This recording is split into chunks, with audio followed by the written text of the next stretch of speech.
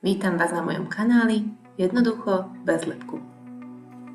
Paprikáš alebo perkel zo slnčeka sa radí po guláši medzi najznámejšie a najobľúbenejšie jedlá maďarskej kuchyne.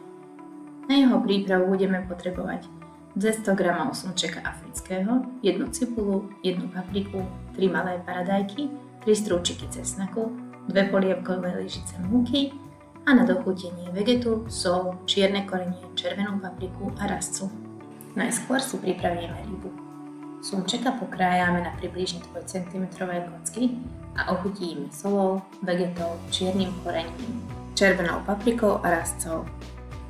Na záver pridáme i múku a všetko poriadne premiešame. Pripravíme si ostatné súroviny. Na drobno pokrájame cesnak, cibulu, paradajky a papriku. Na pánvicu nalejeme asi 2 polievkové lyžice slnečnicového oleja.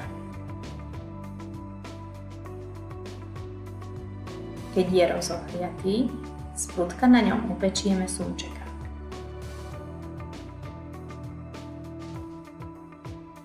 Napokon, keď sa na okrajoch zdá pekne do hneda upečený, preložíme ho na tanier. Na pánvici si do zlata upečieme cibulku pridaním malého množstva oleja.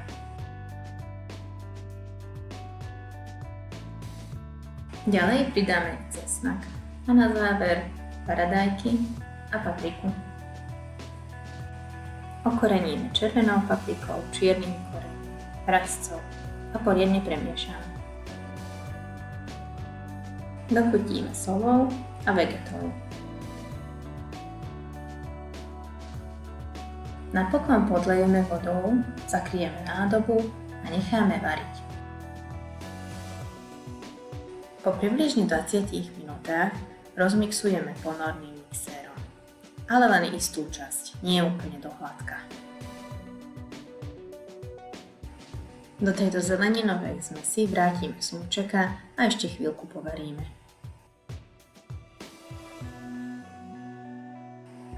Môžeme podávať s chlebom, haluškami, knedlou, ale najlepší je s domácimi tvarohovými rezáncami.